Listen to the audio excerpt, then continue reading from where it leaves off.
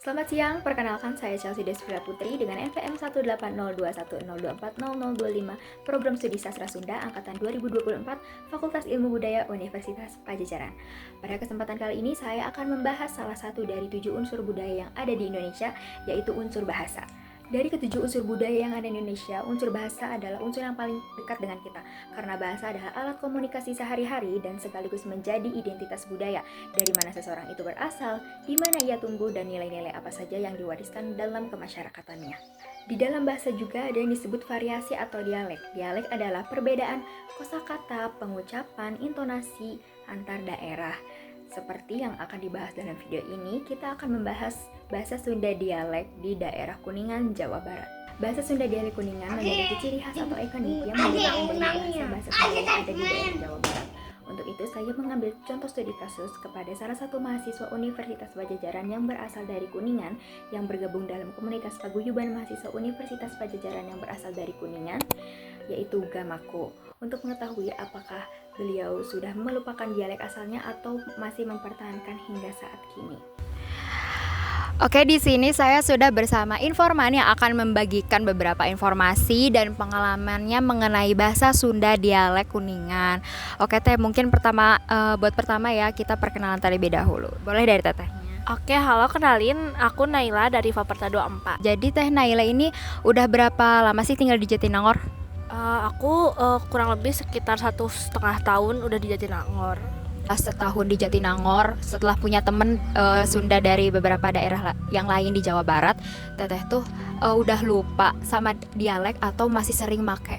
Mungkin sebenarnya bukan lupa ya, kayak masih sering dipakai, tapi kayak itu mungkin kalau misalnya ketemu sama teman-teman yang dari Kuningan, kayak secara nggak langsung pasti kayak logat atau misalnya cara bahasanya pasti balik lagi gitu mungkin, tapi kayak aku lebih menyesuaikan aja sih sama teman-teman kampus juga.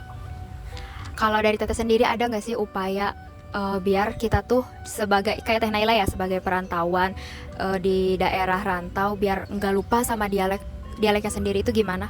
Mungkin kayak secara nggak langsung kalau misalnya kita komunikasi sama teman-teman yang aku pribadi kalau komunikasi sama teman-teman yang dari Kuningan atau misalnya komunikasi sama orang tua, pasti kayak secara langsung itu bikin aku sendiri ingat lagi sama dialek dari Kuningan gitu. Jadi kayak kayak jujur kadang kayak kalau misalnya ketemu sama teman-teman yang dari Kuningan atau kayak ngobrol sama orang tua tuh kayak ngerasa akhirnya aku bisa pakai bahasa ini lagi gitu loh, kayak yang kayak orang lain juga ngerti, bukan aku aja ngerti gitu sih. Ada orang perantauan udah beberapa tahun merantau, dia tuh kayak udah lupa sama bahasa dia sendiri.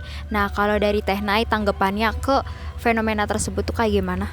Sebenarnya aku pribadi tuh kayak nggak menyalahkan ya, karena kayak lingkungan itu benar-benar berpengaruh buat ngerubah cara kita berbicara atau cara kita bertindak juga. Mungkin menurut aku bisa dilestarikan lagi, maksudnya dia bisa lebih lebih diperhatikan lagi dan mempertahankan lagi juga cara bicara atau misal kayak bahasa-bahasa atau dialek yang dia punya gitu. Hasil dari wawancara bersama informan dari Gamako bisa kita tunjukkan bahwa bahasa dan dialek merupakan unsur yang paling penting dan menjadi identitas budaya seseorang. Informan dari Gamako ini menunjukkan bahwa beliau masih bisa mempertahankan dialeknya meskipun berada di daerah perantauan, karena menurut beliau semua itu terjadi atas kesadaran dan kebiasaan atau kemauan dari sang penutur. Mungkin yang bisa diberi dari informan yaitu faktor lingkungan baru, itu menjadi salah satu faktor besar yang bisa mempengaruhi. Upaya atau solusi yang dapat kita beri dalam studi kasus tersebut yaitu dalam komunikasi sehari-hari mungkin kita masih bisa menggunakan dialek asal kita, dan jangan malu ketika kita menggunakan dialek saat berbicara, dan juga bisa kita mengajarkan teman dari luar daerah tentang dialek asal kita. Kesimpulan dari hasil video ini menunjukkan bahwa bahasa merupakan unsur yang paling penting dari 7 unsur budaya yang ada di Indonesia, karena bahasa bukan sebagai alat komunikasi saja, tetapi bahasa juga menjadikan identitas budaya seseorang dan menjadi warisan budaya yang harus dipertahankan.